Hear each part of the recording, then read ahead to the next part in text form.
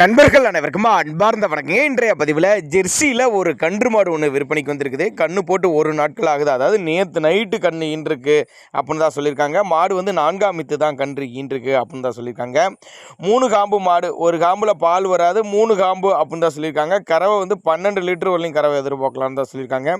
மாடு ஈன்றிருக்கிறது வந்து 4ஆம் மித்து. நேற்று நைட்டு கன்று ஈன்றிருக்குது. 3 காம்பில் தான் பால் வரும்.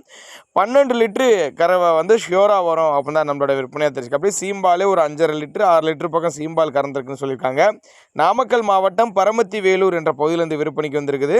டிரான்ஸ்போர்ட் அரேஞ்ச்மெண்ட் உண்டு. என்ன கண்ணுன்னு கேட்டிங்கன்னா கிடாரி கண்ணு. கண்ணு வந்து கிடாரி கண்ணு தாங்க ஈன்றிருக்குது. 12 லிட்டரு வரலையும் கறவை. 3 காம்பு வந்து 3 காம்பு, ஒரு காம்பில் பால் வராது அப்படின்னு தான் சொல்லியிருக்காங்க. அனுசரித்து பண்ணி கொடுத்துடலாம். மாட்டு கண்ணுக்கு 2க்கு சுழி தப்பெல்லாம் எதுவும் இல்லைங்க. மடிக்கூச்சம்லாம் எதுவும் கிடையாது. கறவைக்கு மாதிரி கால் அணைக்கிற அந்த மாதிரிலாம் எதுவும் கிடையாதுன்னு சொல்லியிருக்காங்க.